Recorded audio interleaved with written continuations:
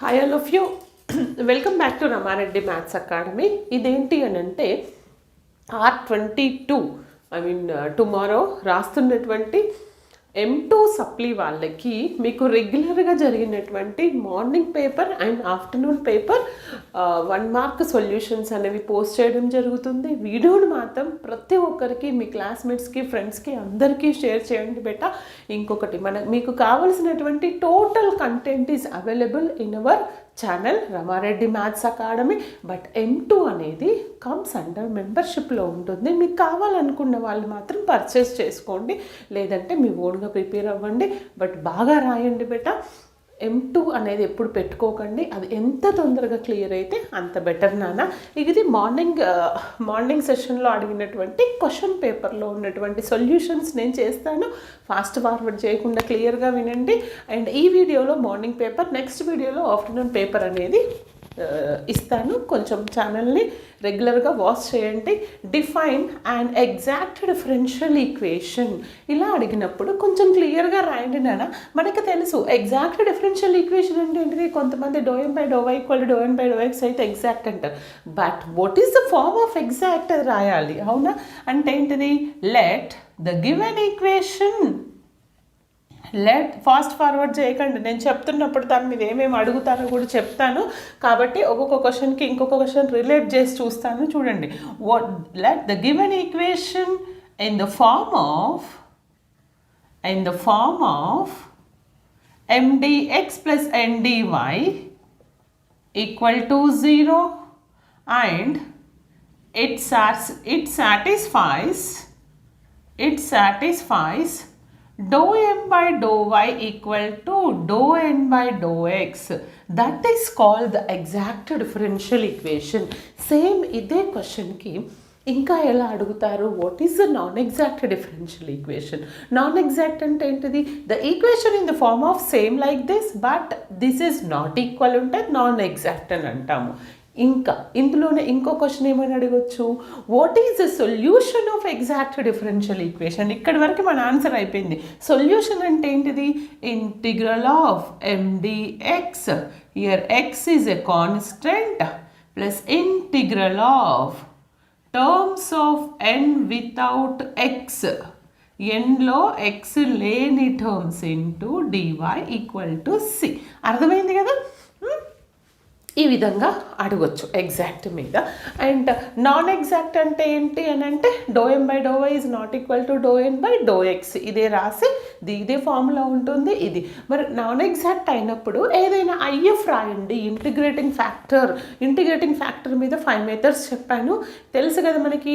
y × f(x, y) dx plus x × g(x, y) dy అయినప్పుడు దానికి solution ఏంటిది, are integrating factor ఏంటిది, లేదా చిన్న ప్రాబ్లం ఇచ్చి ఇంటిగ్రేటింగ్ ఫ్యాక్టర్ కూడా అడుగుతారు. Okay, will repeat the concept again. Okay, ఇక్కడ చూడండి, right the standard form of linear differential equation. మీకు ఒకటే చెప్తున్నా, ఎగ్జాక్ట్ నాన్ ఎగ్జాక్ట్ మీద షార్ట్ లాంగ్లో వస్తుంది, షార్ట్లో వస్తుంది.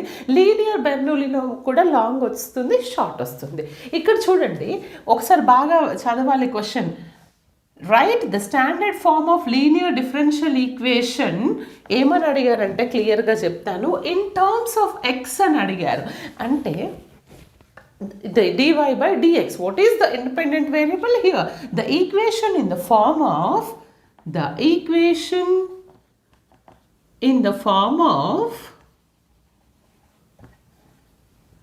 dy/dx plus p of x into y is equal to q of x. Function in terms of ఎక్స్లో అడిగారు. మరి వైలో అడిగితే ఏం రాయాలి, opposite. Dependent variable become to independent variable become to dependent variable. ఇది ఇన్ టర్మ్స్ ఆఫ్ ఎక్స్లో బెట.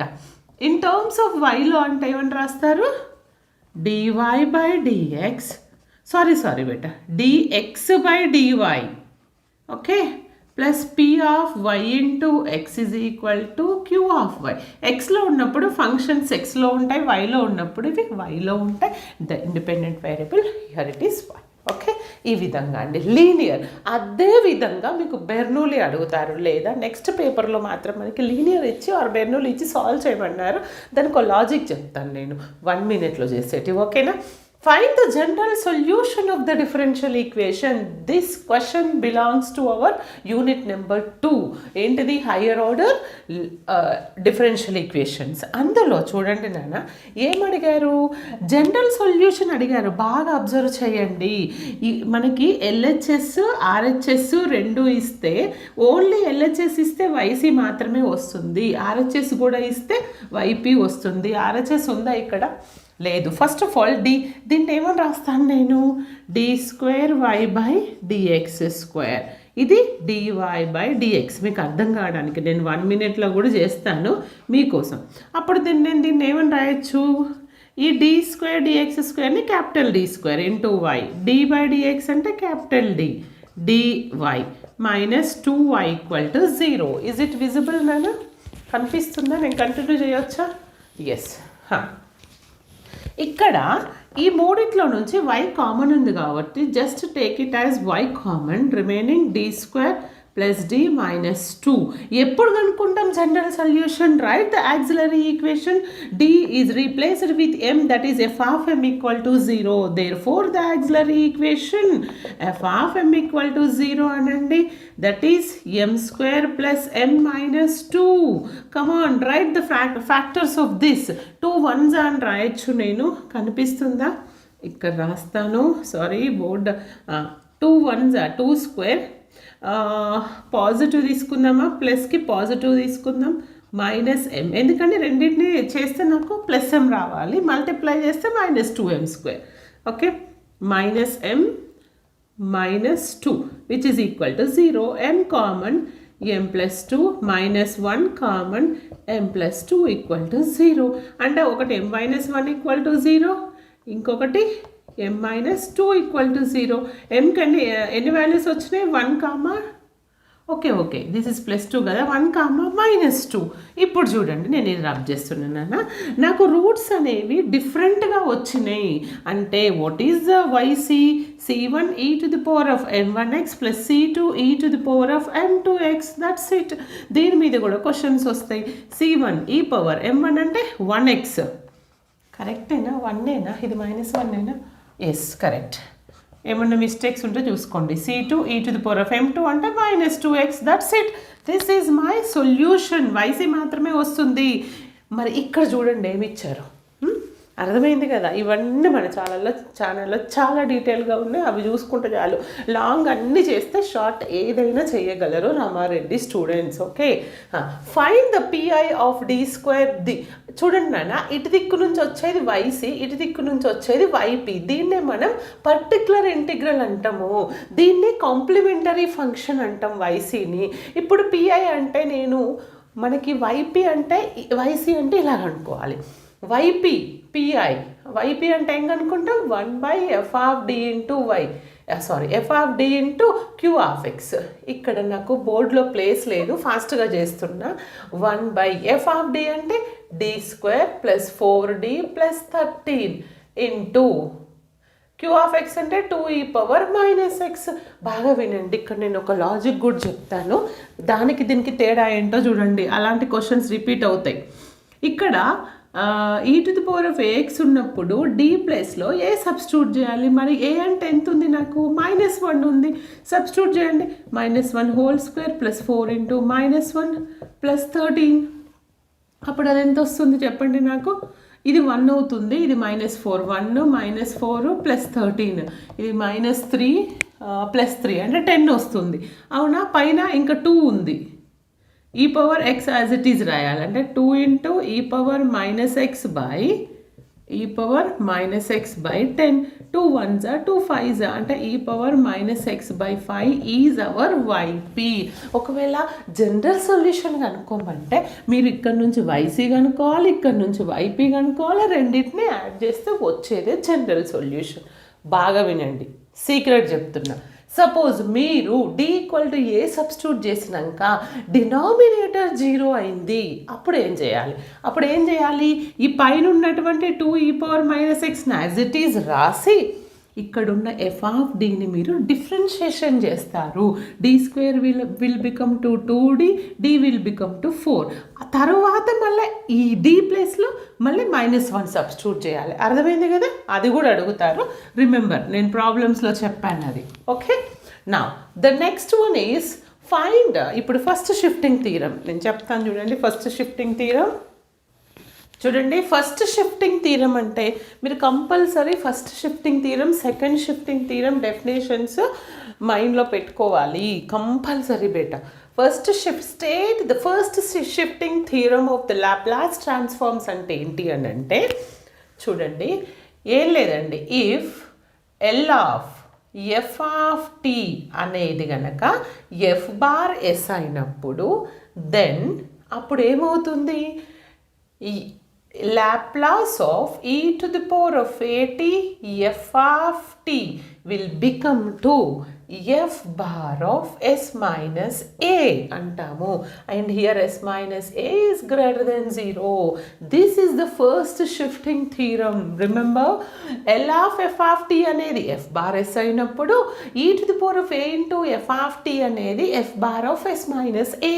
ఈ ప్రాబ్లమ్ను చేసిన వాళ్ళకి చాలా ఈజీ. ఏం లేదండి, f of t f bar sలో రాయగలిగితే f of t పక్కన ఎక్స్పోనెన్షియల్ ఉన్నప్పుడు అప్పుడు మనకి t అనేది దేంతో ఎస్ అనేది దేంతో రీప్లేస్ చేయబడుతుంది, ఎస్ మైనస్ ఏతో. That is the first shifting. ఇక్కడ ఇంకోటి చెప్తాను, సేమ్ ఇదే క్వశ్చన్, నోట్ డౌన్, సేమ్ ఇదే క్వశ్చన్ మీకు second shifting, state the second shifting theorem అని అడగొచ్చు.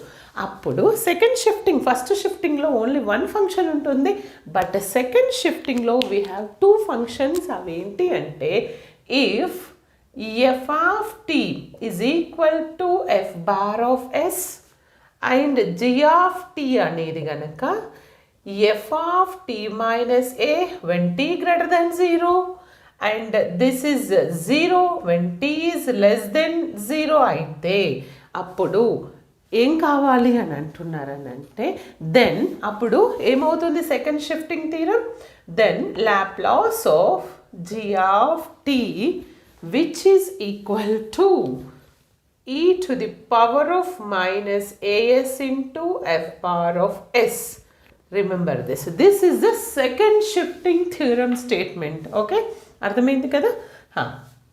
తర్వాత ఇప్పుడు కన్వల్యూషన్. మరి కన్వల్యూషన్ అంటే that is belongs to our inverse Laplace. చూడండి, కన్వల్యూషన్ అంటే ఏంటి అని అంటే 2 ఫంక్షన్స్ ఉంటాయి. ఏంటి అంటే f of t and g of t be a two functions,